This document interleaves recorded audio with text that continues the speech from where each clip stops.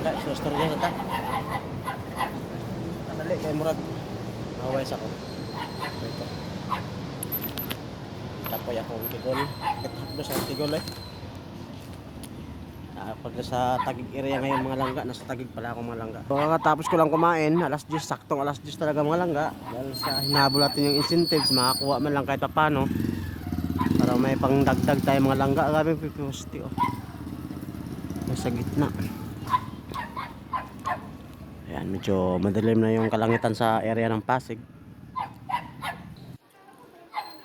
Nakipasahero ganiya ba? Sabi maglong boros. Bawal kasi yung buntis sa platform namin. O kahit sa platform ng MC Taxi. Yung bang motor ang gamit. Dito sa Metro Manila mga langga. Bawal talaga yung buntis. Bawal yung nakaside yung nakaupo. Manigpit talaga pinagbabawal yan. Kanina kasi mga langga, halagang magkano ba yung pamasahe ni ma'am? 70. 70 siya, tapos naka-cashless. Ibig sabihin pag naka-cashless mga langga, yung bayad nila, sa GCash na sila nagbayad. So pagbaba nila, hindi na sila magbabayad sa amin ng cash. Kasi naka-GCash na. So, diretso na yun pag na-drop na namin, naka-pick up, tapos drop. Automatic diretso na yun sa app namin, no? Doon sa may wallet kumbaga. Di ba? Paliwanag.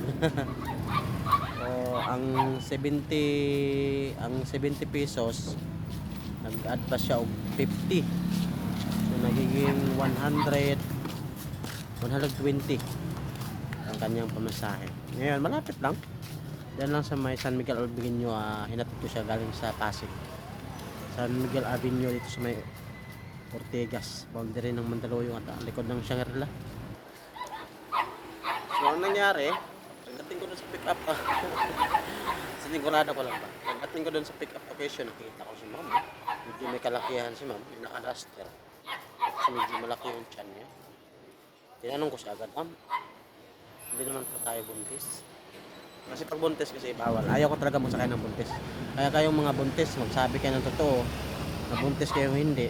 Kasi pagka buntis pala kayo, sabihin nyo hindi, anak. Kasi nga nakamotor tayo, mahirap na yung bang mali, wag nating ipilit na itama. Pag mali at bawal, wag talaga. Kasi tayo lang yung problema. Diba? Paano kung natumba tayo, buntis ka, siya tayo. Kawawa tayo pareho, driver pati pasahero. Yan po yung lagi niyong tandaan. Anong nangyari? Tinanong ko siya, sabi niya, hindi po. Sabi ko, sige, sinigurado ko lang. Sumakay siya na kasi may kalakihan dyan. Tapos yung tiyan niya tumatama sa likod ko. Habang tumatakbo kami mga langga. Siyempre, sanay naman tayo na bilang tatay na rin tayo. Nakaranas din tayo na buntis yung asawa natin. Pinakaramdaman ko yung tiyan niya kung may sumisipa. Kung may sisipa. Wala naman. Hanggang sa nakarating kami, sabi ko, hindi nga siya buntis. Malaki lang tiyan niya. Medyo may kalakihan yung pangatawan niya. So, tamang hinala lang ako. Pero at least maganda na yung sigurado, di ba?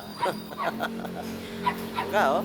Una, yung view ng Taguig area mga langga. Iwan, anong barangay ito?